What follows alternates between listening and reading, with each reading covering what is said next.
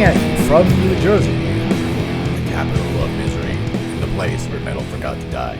This is Here Lies Metal. This is the Here Lies Metal. Too many notes. New music review. The only show where we review the metal bands that you've probably never heard of. Once again, I am Maledictus. And I am Samantha. And we shall be your overlords today and all of eternity. Welcome. So today we have Spirit Possession with their self-titled debut album, Spirit Possession. They are a black metal band, so-called, from Portland, Oregon. And I believe they've been active probably since 2019. They released a demo in January. So, very recently formed, and here they are with their first album. They're a two-man band. There they are. Look at them. It's very large. It's a very large picture. Very large. I have to scroll around. It features, they're credited as S, who is Steve Peacock, also from Althar, on guitars, bass, and vocals, and A on drums and synths. Interesting to note, A makes homemade synths, which she sells on her Bandcamp. So, fun fact, if you are into noise makers. Synth modules, not like with the keyboard, you gotta like plug. You can probably plug them into your guitar too to be extra weird. You know, it's like basically oscillators. Yes, she also has a solo electronic project with her various creations called Ormus. So, more things to check out. But this is their debut album on Profound Lore. Let's move on to the album. All right. Da-da-da-da. And here we go. Here it is. Spirit Possession. Spirit Possession by Spirit Possession. All right. So, talking about the genre, Metal Archives called them black metal. I've seen them referred to a lot as black and thrash. I would put them more as black metal with thrash elements if we want to get really specific, which is going to put them obviously, away from true to form black metal, not really within a strong genre. The black metal they're pulling from is definitely the punk kind of black metal, the good kind, as we like to call it around here. But, think more like your Dark Thrones and your Emperors, layered with that thrashy stuff. Drums are very punky, and there are some black metal blast beats, but, they're not that oppressive black metal blast beat. You might gentle blast beats. They're tasteful blast beats. The vocal is a black metal vocal. Very unhinged one, I would say. Very good black metal vocal too, very striking. I love the delivery on this vocal. And the riffing, it's kind of a demented take on your classic black metal riffing. And I didn't put them all the way into nonconformist just because there are a few bands that they remind me of, namely Apsu and Au Noir. If you want a new Apsu, this can be it, I would say. But with Apsu, we've got you covered. But since both those bands are pretty unique, and this band doesn't sound exactly like either, like everyone's doing their own thing here. But if you like those bands, you will most definitely like this. I personally love it. This is the kind of the future I like for black metal. But if you like more the black metal sound like Amongst Inverted Castles and Holy Laughter, like it almost tricks you, like starting holy as true black metal. But the thing is that when it comes to the genre on this, is that it just goes off into insanity very frequently, where you're not really quite sure how to peg it. So it's way too creative to fit onto like a very true to form, following just the genre. And yeah, and I enjoyed there's a lot of synths on this, which is interesting that it's got synths, but it's the punky black metal. Because usually synths and black metal, you're going for that atmospheric stuff. But this is like punky black metal synths. I love the synths. I would have gone for even more synths. Yeah, it's not synths like Burzum or anything like that. No. It's not doing that. Don't worry. This is like guitar synths. I don't know. They might have playing the guitar through the synths. There's like synths riffs. I don't know. There's a lot of weird effects there. Yeah, it was cool. Yeah. What do you think? This is black metal with a touch of pleasantries, if you will. Which happens with some bands.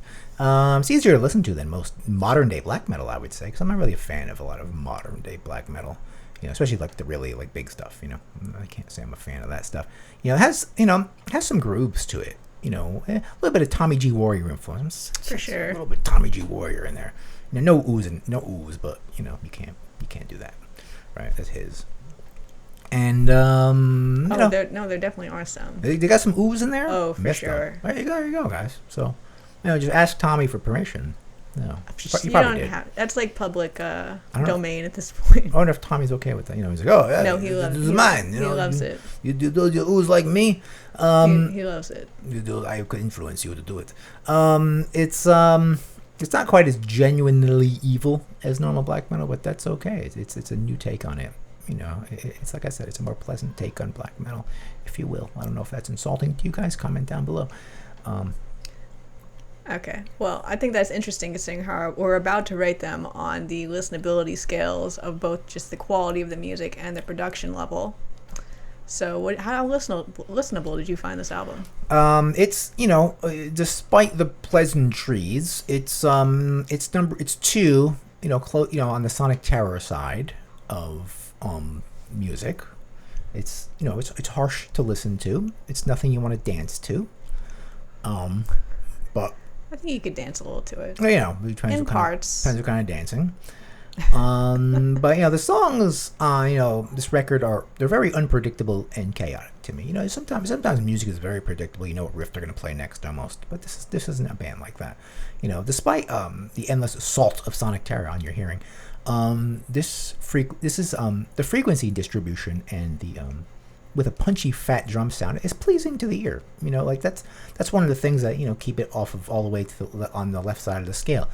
There's a good frequency distribution in this album. I mean, kind of all the frequencies are covered, and they kind of hit your oral interfaces in the right way. You mean by that is dynamic? Yeah, that would maybe a way of saying it's dynamic, but it's just it's just sonically it's sonically compatible with my hearing apparatus. With life. With my hearing apparatus, anyway. Maybe some people don't like that.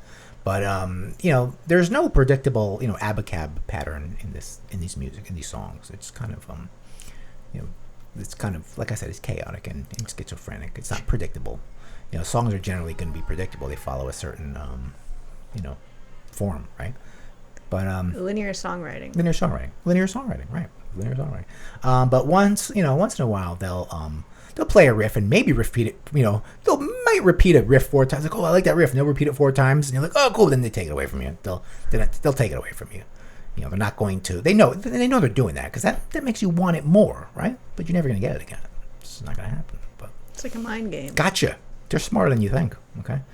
Then right back to the Sonic Terror. That riff is gone. Right back to the chaos. That's simply how a lot of these black metal bands roll. They're just going to do that to you. They never let you get comfortable, and that's a good way of going through life. Never get too comfortable. So they look at their music that way. They follow that philosophy in music. Never be too comfortable. Always be struggling, and that's how I view this album. I agree. This album is unbridled insanity. This album is insane. But the riffs are great. They're very unique sounding. They're very creative. They're also aggressive. And they sound like they have this inverted quality, I want to say. It's hard to describe, but they sound insane. Evil. Very evil and menacing. I really love these riffs. They're very rollicky. The whole music is very jaunty, off guard, off balance. And it's like the songwriting is so chaotic, but even the sound itself is chaotic. I noticed that there's this a weird demon distortion that just kind of flips on and off throughout the album. I don't know if you felt that as well. Is that an effect pedal? The demon distortion? I don't know. It was Can I get that? It was something I picked up on, but it is challenging to listen to. It's confrontational. The riffs are very exciting, but I would not call them groovy or comforting riffs. Some of them were to me. I don't know. Maybe a little, but I would call this largely heart attack music. Jesus. I wasn't feeling I wasn't feeling that at all. I was I can't take it. Man. It's very fast, and it's because the writing style is so unconventional. You can't there's no comforting patterns. So it's anxiety producing, which is why I call it that. It's I particularly I feel like the guitars had this feeling like they're falling, things are falling. It's falling apart. And the drums are just working furiously to hold everything up, and you just have this terrible feeling something awful is about to happen. It's a struggle.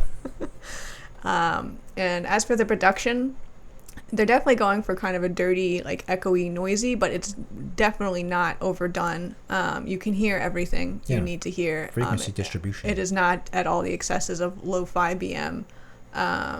So yeah, I enjoy the production a lot as well. For your musicality, congratulations, guys! You made too many notes with a 4, versus enough notes. There's a lot of notes. You guys have a lot of diverse notes. You're not playing the same note over. You're kind of going all over the place in a schizophrenic manner. I wish you guys would stick to a riff for more than 4 bars. I mean, it's clear. Do you see my unsophisticated and primitive taste in music? I'm very, I'm more on the simple side of music. If there's too many notes and it's, you don't keep something for more than 4 bars, I get confused and sad. All right, before I even get to processing like a cold ass riff, you guys go and you change it with a million more notes. It's like, oh no, you just keep. It's like that scene on European Vacation where she's eating the food, she's having a nightmare, and they just keep giving her more food. She's enjoying the food, but they just keep throwing more food at her. That's what you guys are with music. Maybe some people like that. They just want to keep eating more food. But I'm like, let me eat this. It's like, no, I like this. Don't take that away from me.